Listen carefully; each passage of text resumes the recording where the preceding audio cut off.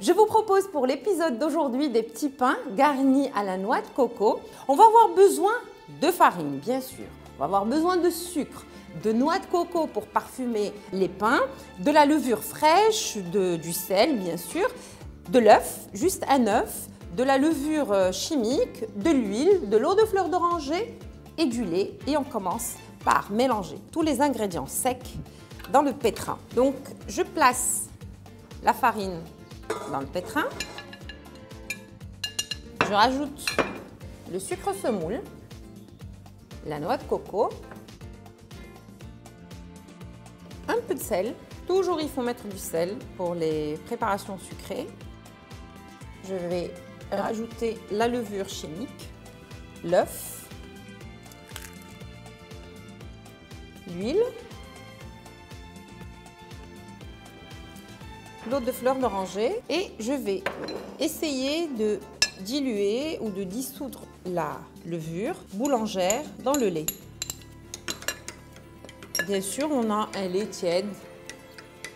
Je verse et je vais faire tourner le pétrin pendant une dizaine de minutes. Voilà, c'est très simple.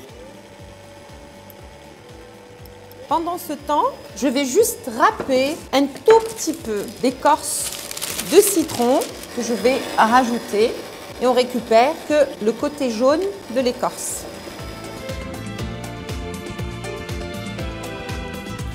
Et je rajoute le zeste de citron et je continue à pétrir pendant 5 bonnes minutes.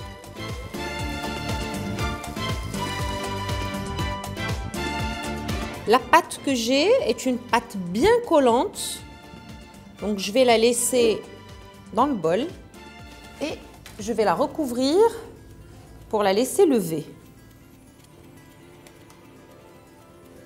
Je prends un film alimentaire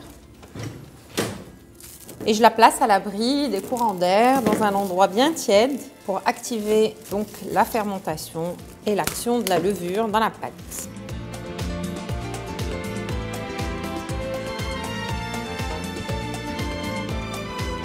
J'ai laissé la pâte lever dans un endroit tiède pendant 30 minutes. Elle a bien doublé de volume. C'est important de la laisser lever. Voilà. Là, on va essayer juste de la taper un tout petit peu pour enlever toutes les petites bulles. Et j'ai préparé à côté un petit bol avec de l'huile, un autre avec des graines de sésame pour la décoration et du jaune d'œuf pour la dorure.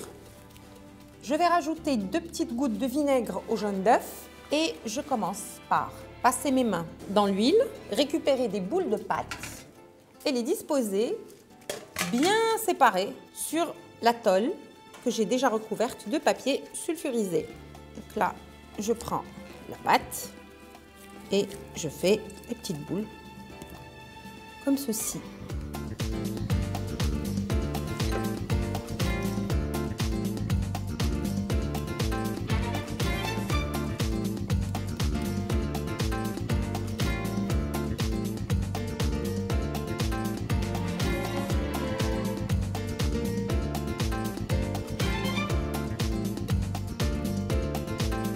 J'ai confectionné des petites boules de pâte que j'ai disposées sur une plaque tapissée de papier sulfurisé en les espaçant bien sûr parce qu'on a mis de la levure fraîche, on a mis de la levure chimique et c'est sûr que ces petites boules vont prendre du volume, elles vont s'étaler donc il faut leur laisser de l'espace pour cela. Et qu'est-ce que j'ai fait d'autre? J'ai badigeonné de jaune d'œuf auquel j'ai incorporé 2 petites gouttes de vinaigre et là je vais garnir avec des graines de sésame, juste pour faire joli.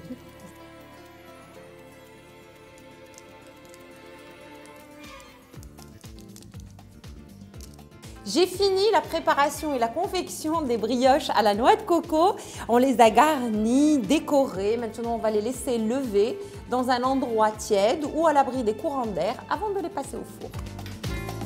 Les pains à la noix de coco ont doublé de volume, je les place au four que j'ai préchauffé à 180 degrés. On va les laisser environ 25 à 30 minutes et comme d'habitude, surveillez toujours la cuisson lorsque vous placez quelque chose au four.